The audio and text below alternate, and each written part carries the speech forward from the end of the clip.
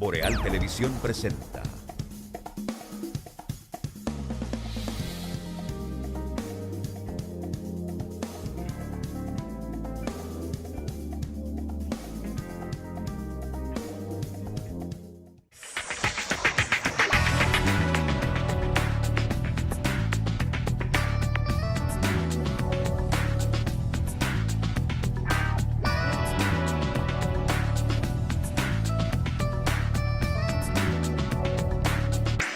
Muy buenas noches, amigos y amigas, señoras y señores. Bienvenidos a InQ, producción de Boreal Televisión para Boreal Televisión. Gracias por estar con nosotros, como todos los días, a las 9 de la noche. Quiero dar la bienvenida esta noche al poeta Ramón Cabral y de la Torre, quien sustituye a Atahualpa, que por razones ajenas a su voluntad no ha podido estar presente en el programa. Buenas noches, Ramón Cabral y de la Torre. Muy buenas noches, Juan Sebastián. Muy buenas noches, amigos televidentes. Bueno, aquí estamos. Es un momento propicio, Ramón, para un buen vaso de agua cascada. La calidad del agua embotellada, la salud suya y la de su familia. Para sus pedidos, 809-576-2713. La calidad del agua embotellada y la garantía de la salud suya y la de su familia. Agua cascada. Y como todas las noches, brindo con ustedes este néctar de los dioses para la salud. Salud a todos. Salud. Ramón, esta mañana comentábamos en el programa que producimos a las 7 de la mañana en el primer bloque informativo, que es Mañana Boreal, la noticia que reseña la prensa nacional sobre uno de los motivos principales por los que el Procurador General de la República solicitó una prórroga, una extensión del plazo para la presentación de la acusación en el caso del expediente Odebrecht, que ha pedido, repetimos, un plazo de 4 meses, que es el que se concede cuando el asunto o el expediente ha sido declarado previamente de complejidad. Él ha justificado esa solicitud para ahondar las investigaciones y más que nada porque se ha solicitado a Argentina, a Panamá y a España información financiera sobre los 14 imputados en el caso de Odebrecht. Estamos hablando de información sobre la tenencia o no tenencia de productos financieros, es decir, Ramón, de inversiones en Argentina, en Panamá y en España. De buenas a primeras, le decía a Atahualpa esta mañana, y lo comentábamos contigo también, que Talleyrand, esa figura, esa eminencia gris, detrás de Napoleón Bonaparte, quien fue su primer ministro, claro, un obispo de la Iglesia Católica, un aristócrata que... De la familia rica en ese entonces. Que recibió de Napoleón todos los insultos y todas las desconsideraciones, aún así estuvo siempre a su lado. Decía Talleyrand que en política el error se paga más caro que el propio crimen. Ahora nosotros nos preguntamos y tenemos la numeración de los oficios con que se solicitaron estas informaciones tanto a España, a Argentina y a Panamá. Oficios que están seriados, es decir, en números consecutivos. Cuando algo está precedido de la duda, Ramón, como en este caso,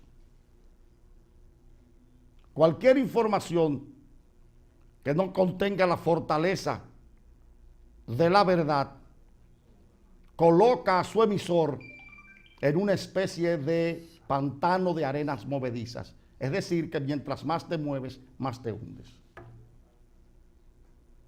La pregunta que yo hacía esta mañana, que se la quiero hacer a ustedes y también a ti, Ramón. ¿Cuándo se solicitaron estos oficios? No lo dice. Porque no lo dice la información. O porque decía Atahualpa esta mañana que esta es una especie de información que emana de la Procuraduría a la prensa para tratar de justificar la solicitud de la prórroga, que repito, tantas dudas y tantas suspicacias ha creado. ¿Cuándo se emitieron esos oficios? ¿Se emitieron recientemente? Si se emitieron recientemente, entonces nos preguntamos, había que esperar más de un año, porque no estamos hablando de los primeros 8 meses, estamos hablando desde que esto se lo denunció Estados Unidos, de eso hace más de año y medio. Había que esperar todo ese tiempo para solicitar información de productos financieros a Argentina, Panamá y a España, y permitir entonces a los imputados que desde su estadio de libertad organicen entonces todas sus finanzas para evitar que los puedan imputar en lavado de dinero o que lo asocien al caso de Odebrecht. Ahora, vamos a cambiar la tonalidad, vamos a cambiar la orientación. Si se hizo con suficiente tiempo, ¿cómo es posible que Argentina, Panamá y España, que son proclives a la cooperación internacional, no hayan rendido todavía ningún informe y que estemos supeditando la investigación a los productos financieros que no necesariamente pueden provenir de las sumas que se originan en el soborno de los Odebrecht? Te repito, Ramón, cuando la duda es la que soporta la información, es una especie de pantano de arena movediza. Mientras más se mueve el procurador, aparentemente más se hunde. Mi preocupación es que aunque es legal solicitar 4 meses por considerarse complejo, ¿qué ha pasado con toda la información que se le suministró Estados Unidos, Brasil, sobre la delación premiada? ¿En qué ha contribuido o no ese expediente como base para poder instrumentalizar el expediente y sea sólido? Y es verdad lo que tú dices, espera en el último momento para solicitar 4 meses. Que según esta información incluyen otras personas, 34 personas y 51 empresas. Ahora, lo que yo finalmente, y por eso no me ilusiono, ¿a dónde va a parar al final este caso? Viendo los antecedentes de los otros casos de corrupción que se pierden en el limbo jurídico, que se crea un ovillamiento, una madeja. Si es así que esto se va a producir, complejizándolo cada vez más, probablemente también se diluya como los tucanos, la OISOE, la Titulatec, el caso del CEA, porque así para todo lo que tiene que ver con relación política y con el Estado dominicano.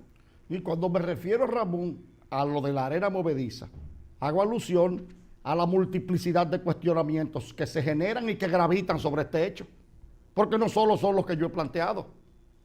Aquí hace apenas unos días el ministro de Justicia de Brasil se reunió con el procurador. Ratificaron la voluntad de cooperación que ha existido en las dos naciones desde hace años.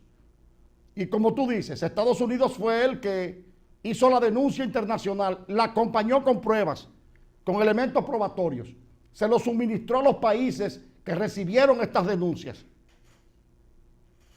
La Odebrecht fue condenada, aceptó el hecho de los sobornos y se inculpó para pagarle al Estado, de acuerdo con la ley de sobornos, 92 millones de dólares, con el compromiso de suministrarle al Estado dominicano, a las autoridades investigadoras, todo lo relativo a las circunstancias que han convergido en este hecho fraudulento. ¿Dónde están esas informaciones? ¿Cómo es posible que después de vencido el plazo de los 8 meses para el requerimiento conclusivo, todavía estemos hablando de que hay que prorrogar porque estamos buscando productos financieros en España, en Argentina, que es de dudosa probidad, porque Argentina con los problemas que tiene, Panamá ni hablar, Panamá fue muy puntual y muy eficiente dando información sobre los famosos papeles. Panamá no ha cerrado las puertas y mantenemos con Panamá una estrecha relación de cruce de información. Entonces, ¿cómo es posible que hubieron elementos de prueba para ligar a estos individuos a este hecho punitivo y solicitar medidas de coerción? ¿Y cómo hubo elementos de prueba en principio para que la Odebrecht aceptara su inculpación y se comprometiera al pago de la multa de los 92 millones? y esos elementos ahora no puedan ser solidificados para sustentar una acusación debidamente. Pero y estemos pidiendo prórroga. Es que no lo entendemos. Hay otra cosa, Ramón, porque ahí vuelvo a referirme al mar, a las arenas movedizas, que son las preguntas, los cuestionamientos. Otros países persiguieron medidas precautorias, medidas coercitivas, han condenado en la mayoría de países y han sometido a la justicia con pruebas contundentes. Brasil, Perú, Panamá, Colombia. ¿Cómo es posible que nosotros, donde la propia empresa aceptó los sobornos, a esta hora no hayamos podido organizar una acusación debidamente? Pero ¿Cómo es posible? ¿Cómo? El caso, perdóname, del ex candidato presidencial de Guatemala, que dicen que lo agarraron en Miami, que pasó por aquí. Así fue. ¿Verdad? Ese candidato, esa persona no fue ligada al caso de Odebrecht, producto de las delaciones premiadas. No, producto de la investigación que se hizo en Guatemala. ¿Cómo es posible que en todos los demás países que fueron salpicados por este lodo de Odebrecht hayan sido puntuales para perseguir a todos los implicados, menos en República Dominicana? Entonces, tuviste las declaraciones de Hipólito Mejía, una persona muy cercana al poder, nadie lo puede negar. Aunque él esté en el PRM, Hipólito mantiene relaciones muy estrechas con el gobierno de Danilo Medina, a quien lo califica de su amigo, y en más de una oportunidad ha salido a defender la obra de gobierno, aunque eso haya perjudicado en ese momento intereses electorales de su propio partido. Tú recuerdas lo que pasó con la Barquita. Él fue. Pero Hipólito es un expresidente que no solo mantiene estrechas relaciones con el poder, sino que todavía mantiene vívidas todos los contactos con los organismos de inteligencia y seguridad del Estado y recibe un intenso flujo de información.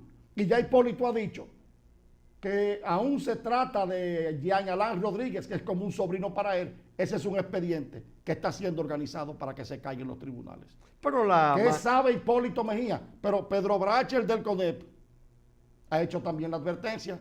Y anteriormente lo hizo la magistrada Miriam Germán. Lo dijo.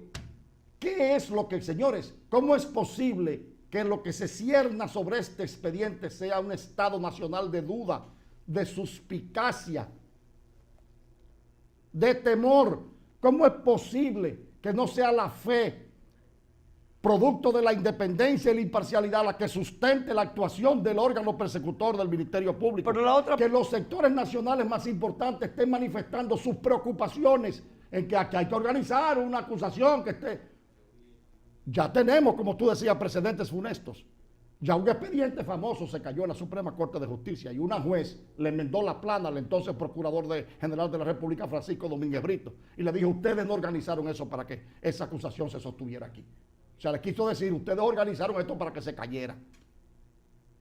Y nunca dieron ninguna respuesta para tratar de enmendar lo que significó esa reconvención jurídica, que pues, emanada de una de las jueces más serias de este país. Entonces, ya sabemos, y yo he advertido, y lo he dicho en más de una oportunidad, Ramón, que hay una especie, a mi juicio, una especie de estrategia.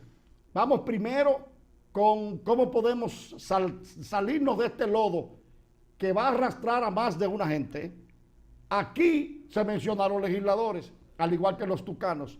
Pero los legisladores de los tucanos no han sido investigados. Ni se han casi ocultado. No han sido investigados. Aquí hay mucha gente. El procurador hace 2 meses que dijo que habían 100 personas. Más, ¿dónde están las investigaciones? Pero todo el precedente, la duda, la falta de fe. ¿Por qué? Porque infortunadamente el Ministerio Público carece frente a la perspectiva ciudadana de la independencia y la puntualidad necesaria para cometer esta acción. Todo arroja dudas. Y comenzando, no hicieron con las autoridades judiciales de este país competentes, la Odebrecht, un acuerdo de homologación que se comprometió a un duplo para pagar los famosos 92 millones. Y si eso se aceptó, ¿no sirve eso de base para una acusación? No, alguna prueba para ligar a los imputados tuvo que habérsele proveído al juez de instrucción especial, aunque luego todos obtuvieron su libertad, producto de la variación de las medidas de coerción. Pero de todas maneras, Ramón, lo comentábamos esta mañana, y es una pena las suspicacias que esto genera. Y te digo, la política es, vamos a intentar de librarnos de todos estos lodos en la investigación. Si por mano del arcano o del azar, que tiene categoría histórica según Talbot en el Cisne Negro, porque lo tiene, el azar tiene una categoría histórica cuando interviene. Eso lo dice si por Marx manos también. si por manos del azar hay que ir a juicio, entonces creo que tenemos el blindaje de los jueces que tenemos en las cortes. Aprovecho la Nos vamos a una oportunidad, pausa. vamos a una pausa, hay que cumplir. Venimos ahora, quédense ahí.